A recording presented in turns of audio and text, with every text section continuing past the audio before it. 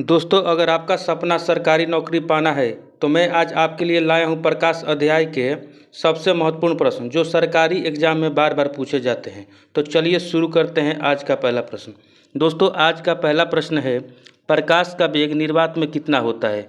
तो प्रकाश का वेग निर्वात में होता है कितना? 3 × 10⁸ मीटर पर सेकेंड। दूसरा प्रश्न है हम लोग का, प्रकाश किस प्रकार की तरंग है? तो ये दोस्तों विद्युत चुंबकीय तरंग है। ये कौन सा तरंग है? विद्युत चुंबकीय तरंग। तीसरा आपको प्रश्न है, प्रकाश के मुड़ने की घटना क्या कहलाती है? तो प्रकाश के मुड़ने की घटना जो कहलाती है दोस्तों हम लोग का क्या कहलाती है? अपवर्तन। अगला प्रश्न है, सफ़ेद प्रकाश में कितने रंग होते हैं? दोस्तों आपको बताना है सफ़ेद प्रकाश में कितने रंग होते हैं? तो दोस्तों ये होते हैं 7 रंग। कितने होते हैं? 7। अगला प्रश्न है, किस लेंस को अपसारी लेंस कहते हैं? किस लेंस को अपसारी लेंस कहते हैं और किस लेंस को अभिसारी लेंस कहते हैं? हमेशा इसमें बच्चों का कन्फ्यूजन हो जाता है, तो मैं आपको बता रहा हूँ, अपसारी पूछेगा तो आपका आंसर हो जाएगा अवतल लेंस, अभिसारी पूछेगा तो ये आपका आंसर हो जाएगा उत्तल लेंस। अगला प्रश्न है हम लोग का कि निकट दृष्टि दोष में कौन सा लेंस लगाया जाता है? कभी कभी पूछता है कि निकट दृष्टि दोष को दूर करने के लिए किस लेंस का व्यवहार हम लोग करते हैं? तो दोस्तों निकट, लास्ट में ट है, ट पढ़िएगा तो हम लोग का आएगा अ, तो समझिएगा कि ये हो जाएगा हम लोग का अवतल लेंस। यहाँ पे है दूर दृष्टि देश में कौन सा लेंस लगाया जाता है? तो यहाँ देखिए दू, तो दू है तो हम लोग का आ रहा है ऊ, तो इसका मतलब हो जाएगा उत्तल लेंस। ये हम लोग का ट्रिक याद करना है। अगला प्रश्न है हम लोग का, कैमरे में कौन सा लेंस प्रयोग किया जाता है? आपको बताना है कैमरा जो हम लोग यूज करते हैं उसमें कौन सा लेंस का प्रयोग किया जाता है? तो ये आपको हो जाएगा उत्तल लेंस। अगला प्रश्न है हम लोग का, प्रकाश का एसआई मात्रक क्या होता है? बहुत बार पूछा है एग्जाम में, सरकारी एग्जाम का जितना भी एग्जाम दीजिएगा उसमें हम लोग को बार बार पूछता है ये। तो प्रकाश का एसआई मात्रक क्या होता है? तो हम लोग का सही जवाब हो गया कैंडेला। चलिए अगला प्रश्न हम लोग देखते हैं।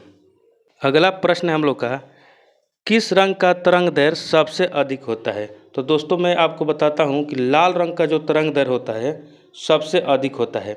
अगला प्रश्न हमको, किस रंग का तरंग दैर्घ्य सबसे कम होता है? तो कौन सा रंग है? वो रंग है आपका बैगनी रंग। किस रंग का विचलन सबसे अधिक होता है? तो हमको याद रखना है कि बैगनी रंग का जो विचलन होता है सबसे अधिक होता है। अगला प्रश्न हमको, किस रंग का विचलन सबसे कम होता है?